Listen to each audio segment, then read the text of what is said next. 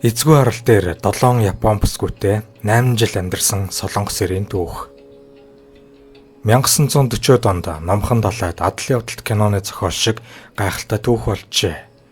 Нэгэн эр 7 бүсгүйн хамт Түрүүк арал дээр орхигджээ.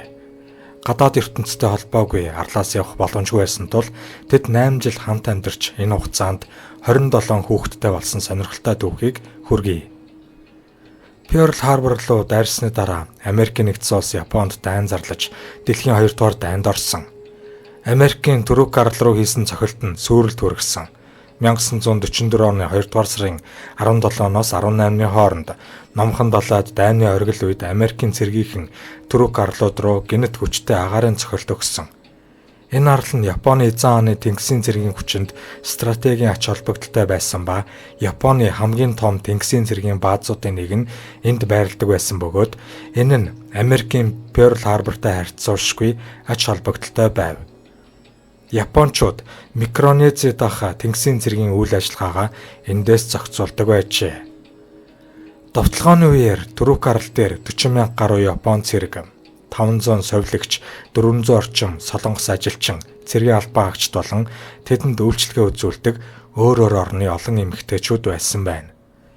Энэ дайралтын үеэр Япон бөмбөгдөлтөнд 3 хөлөг онгоц, 4 эсминс, 2 шумбагч онгоц, 3 жижиг байлдааны хөлөг онгоц, 32 худалдааны хөлөг онгоц, 207 онгоцоо алдсан. Эдгээр хохирол нь Японы флотод ноцтой цохилт болсон. Японы хангамжийн шугамыг тасалснаар Америкийн нэгдсэн улс Японыг арлаас нь нүүлгэн шилжүүлэхэд хүргэсэн байна.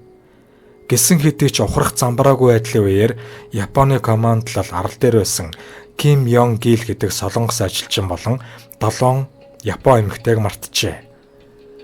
Бөмбөгдөлтөөс болж зойронд нуугдж байсан солонгос эр эхэндээ өөрийгөө ганцаараа байгаа гэж бодов. Бөмбөгдөлтөөс хойш нэг өдрийн дараа зойрноос гарсан солонгос эр эргэн тойрондоо эмх замбраагүй байдал үүссэн. Амьд үлдсэн хүн байхгүй. Тархаа бутархаа ширээ сандал хаягдсан эд зүйлс ярам зогтсны уул мөрөл үлдсэн байв. Ким Йонг Гилийг үйлдвэрийн талбараа очиход амьдрал буцалж байсан газар одоо хов хоосон болсон байв. Бомбтод ганц ч хөлөг онгоц үлдээгүй бөгөөд нам гүмд зөвхөн радио станцын шууган хэн нэгний хашгирах чимээл сонсогдож байв. Бодит байдал аажмаар түнд ойлгогдох болов. Япончууд нүүлгэн шилжүүлэгдэж түүнийг арал дээр ганцаарн гинүүлтэйжээ. Гэвч гинэт нам гүмд эмэгтэйчүүдийн дуу хоолой цууратаж эхлэв. Өөр хэн нэгэн энд байна.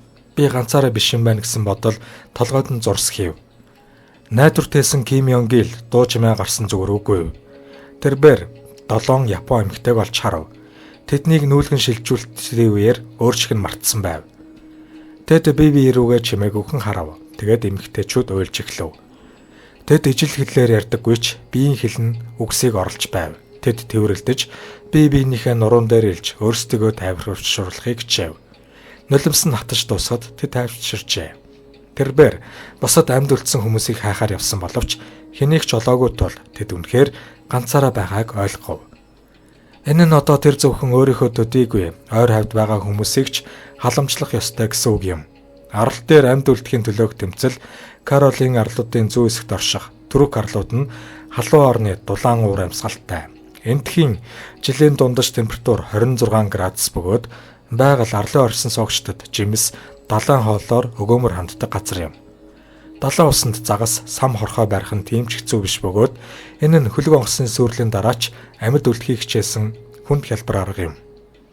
Ким Йонг Гил болон 7 Япон эмэгтэй хувьд байдал бүрч таатай байлаа. Учир нь саяхны хүртэл арал дээр Японы цэргийн бааз үйлдвэр хүнсний агуулга байсан. Тэдний тусгаарлагдсан амьдралын эхний саруудад эдгээр хангамж нь тэдэнд ямар ч бэрхшээлгүйгээр хооллож тусламж хүлээх боломжийг олгосон. Гэвч аажмаар хоол хүнс дуусч аврагдах найдвар бүтгэрэв. Тэд хэн ч эргэж ирэхгүй гэдгийг ойлгов. Энэ арал тэдний шин гэр болж үрд мөх энд амьдрах байх гэсэн бодол толгойд нь орж эхлэв. Шин нөхцөлд Ким Йонг Гил цорын ганц эр хүний хувьд хамгийн хэцүү үүргийг гүйцэтгэв. Тэрбээр өдөр бүр загас барьж, жимс цуглуулж, цэвэр ус авч эмэгтэйчүүдэд хоол хүнсээр хангадаг байв. Япон эмэгтэйчүүд нь гэрээ ажил хийх, хоол хийх, хувцас угаах, нөхөж оёх гэх зэрэг ажлуудыг хийнэ. Ким Йонг Ил нэгэн өдөр санамсаргүйгээр цагаан будааны агуулгыг олж илрүүлэхэд хувь тавилан тэдэнд гараа сунгаж байгаа мэт байв. Гэсэн ч баяр баясгалан зүгээр хүрээд ирдэггүй бөгөөд удалгүй тэднийг таагүй гинтийн бэлэг хүлээж байв. Түрүү Карл дээр 8 дугаар сараас 11 дугаар сар хүртэл хар салхины улирал эхэлдэг аж.